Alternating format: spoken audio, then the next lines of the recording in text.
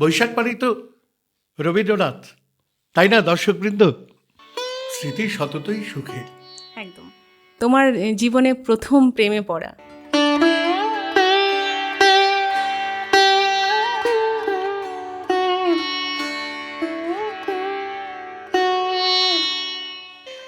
দাদা, আর একটা প্রশ্ন করি।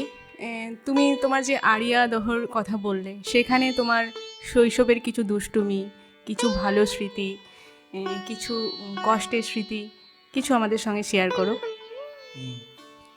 স্মৃতি সততই সুখে, একদম। এটা চিরসত্য না হলেও আপেক্ষিক সত্য তো বটেই। আমার ক্ষেত্রেও তাই, কষ্টের অনুভূতি তো আছেই। Our sweetest songs are those that tell of our saddest thoughts, বিখ্যাত কথা। কিন্তু তার সত্ত্বেও বলবো, আমার গ্রাম দক্ষিণেশ্বর আরিয়াদহ টুইন পল্লী আর কি, গঙ্গার ধারে, ভীষণ ভীষণ সুন্দর। এখন দক্ষিণেশ্বরটা স্কাই ওয়াক, মেট্রো রেলে একদম আধুনিক হয়ে গেছে। আরিয়াদহ কিন্তু তার চরিত্র, তার ডালপালা, তার গাছপালা, তার পাখি, তার মানুষজন, তার লম্বা লম্বা সরু রাস্তা, তার গঙ্গার ঘাট, সব কিছু নিয়ে অপূর্ব। আমি দক্ষিণেশ্বরে থাকি, কিন্তু আমাদের স্কুল এবং স্কুলিং সেটা আরিয়াদহ কালাচাঁদ স্কুল।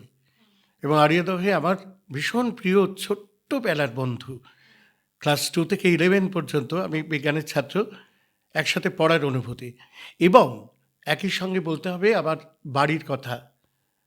আমাদের 5জন বাবা নামকরা ফুটবল খেলোয়াড় ছিলেন, আমিও ক্রিকেট অনেক দূর পর্যন্ত খেলেছি, আমার ছেলে ভালো ফুটবলার একজন, আমার মা সঙ্গীত শিল্পী ছিলেন, আমার দাদা নামকরা স্টুডেন্ট ছিল, আমার দিদি কত্থক নাচের শিল্পী ছিলেন। তারা কেউ নেই আর, আমি শুধু রয়েছি।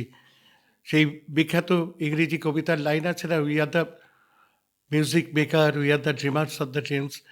সেই রকম একটা পরিবারে বড় হয়েছে, এবং সেখান থেকেই বৈশাখকে নিয়ে আমার শ্রেষ্ঠ কিশোর কবিতা আনন্দ প্রকাশন থেকে প্রকাশিত, তার একটি কবিতা ফুলের গন্ধ পাই। তুমি তাহলে আমার শৈশবটা, আমার মায়ের গান, একদম, একদম, আমার হ্যাঁ। বাবা, আমার দাদা, সবাইকেই জানতে পারবে ছোট্ট একটা কবিতার মধ্যে একদম, দিয়ে। একদম, হ্যাঁ, শুরু। ফুলের গন্ধ পাই।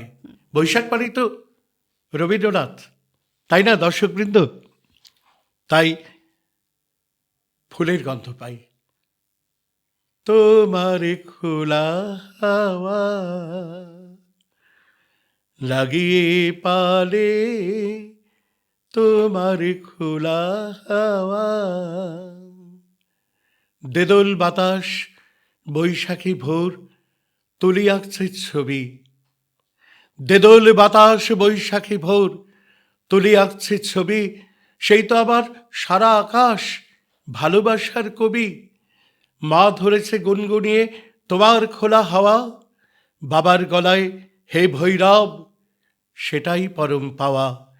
দাদা ডাকছে বীরের মতন, ভয় করো না মাগো। হাওয়ায় ভাসছে প্রভাতী সুর, নব আনন্দে জাগো। আমি কিন্তু হারিয়ে যাইনি, আমি কিন্তু হারিয়ে যাইনি চলন বিলের মাঠে, ইচ্ছেগুলোই নৌকো দোলায় তীরপন্নির ঘাটে। একটা কথা ঠিক বুঝেছি, একটা কথা ঠিক বুঝেছি, তুমি রয়েছ তাই জ্বরের মধ্যে, ঘোরের মধ্যে, ফুলের গন্ধ পাই। ও বাউল, ও উধাও অসীম, তুমি আমার সুর, দিন ফুরনোর শেষ খেয়া আর দূরের সমুদ্র, ভালোবাসার সব কবিতায় জীবন ভরে থাকা, ভালোবাসার গানে কবিতায় জীবন জুড়ে থাকা। তুমি আমার নিজের কবি, গানের খাতায় আঁকা। তুমি তুমি তুমি আমার নিজের কবি, গানের খাতায় আঁকা। তুমি আমার নিজের কবি, তুমি আমার নিজের কবি। অসাধারণ, একেবারে মন ছুঁয়ে যাওয়া একটা কবিতা। হৃদয়, মানে হৃদয়ে দাগ রেখে যাবে এরকম একটা কবিতা। আর আমার মনে হয় তোমার সাথে আমি অনেক তো সময় কাটিয়েছি কবিতা সাহিত্য নিয়ে আলোচনা করে, অনেক সময়। তো তোমার জীবনে তোমার মায়ের আধিক্য বেশি, এটা আমার ব্যক্তিগতভাবে মনে হয় এটা, যে তুমি সব কিছু ছাড়িয়ে যেন তোমার মায়ের প্রতি তোমার টান, একটা অমোঘ টান আছে। তো এটা সব সন্তানই তার মাকে বেশি ভালোবাসে, কিন্তু আমার এটা মনে হয় তুমি তোমার বাবার চেয়ে তোমার মাকে বেশি ভালোবাসো। এটা কি আমার ধারণাটা সত্যি? আমরা সবাই তো মাদার্স চাইল্ড, সন্তান সবসময় মায়ের।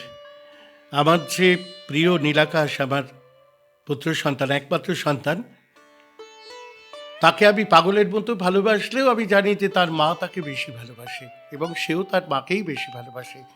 এ নিয়ে কোনো কথা উঠতে পারে না। কিন্তু তা সত্ত্বেও আমি বলি, আমার জীবনে আমার রিয়েল হিরো যদি কেউ থাকে, সেটা আমার বাবা। দরাজ মন, এবং সেই কোন ছোট্টবেলায়, আজ থেকে এত বছর আগে আমাদের 3 ভাই বোনের নামগুলো কি সুন্দর তিনি দিয়েছিলেন। বিপ্লব, বিপ্লব, শৃঙ্খলা আর পরিচয়। আমার আসল নাম পরিচয়। হ্যাঁ, সেই প্রসঙ্গে আসবো, পরিচয় বসু থেকে আরণ্যক বসু হ্যাঁ হয়ে হ্যাঁ, ওঠা। নিশ্চয়ই বলবো। হ্যাঁ হ্যাঁ। কাজেই সবটা মিলিয়েই আমার দাদা, আমার দিদি, দাদার চাইতে আমি 10 বছরের ছোট, দিদির চাইতে 5 বছরের ছোট। কাজেই তারা আমাকে ছোটবেলায় আমাকে ভীষণভাবে আমার পিছনে লেগে আমাকে আদরে রেখে বড় করেছে। আমি সকলের চোখে চোখেই বড় হয়েছে। আমি শুধু মায়ের, শুধু বাবার এটা বলতে পারবো না। আমি কিন্তু আমার দিদির, আমার দাদারও, আমার দিদিও আমার আর একটা মা। তাদের হারিয়ে আমি একটু ভালো নেই। কাজে সেই মায়ের প্রভাব এতই, দিদিকে নিয়েও কবিতা আছে, দাদাকে নিয়ে আছে, বাবাকে নিয়ে আছে, কিন্তু মাকে নিয়ে আমাকে যেমন মনে থাকবে কবি, সারা পৃথিবীর বাংলাভাষী যারা যারা মনে থাকবে, পড়েছেন, তারা মনে থাকবে কবি হিসেবেও জানেন। আর একটা বিখ্যাত কবিতা অ্যালবাম, অ্যালবামের কবি, অ্যালবামটা পুরোপুরি মাকে নিয়ে, হ্যাঁ হ্যাঁ মার সঙ্গে আমার যে সম্পর্ক, হ্যাঁ, তাই নিয়ে। এই প্রসঙ্গ নিয়ে আমার ওই ধারণাটা তৈরি হয়েছিল আর কি। আর একটা মনে হয় বর্ধমানে আমরা অনুষ্ঠান করতে গিয়েছিলাম, সেখানে সেদিন তোমার মায়ের মৃত্যুদিন ছিল, হ্যাঁ 20 সেপ্টেম্বর। হ্যাঁ হ্যাঁ, তখন অনেক কথাই শুনেছিলাম তোমার মায়ের বিষয়ে, তার জন্য আমি আজকে আবার জানতে চাইলাম সেই কথাটা। আর তোমার স্কুল পড়াশোনা এগুলো তো শুনলাম, তারপর তোমার জীবনে প্রথম প্রেমে পড়া,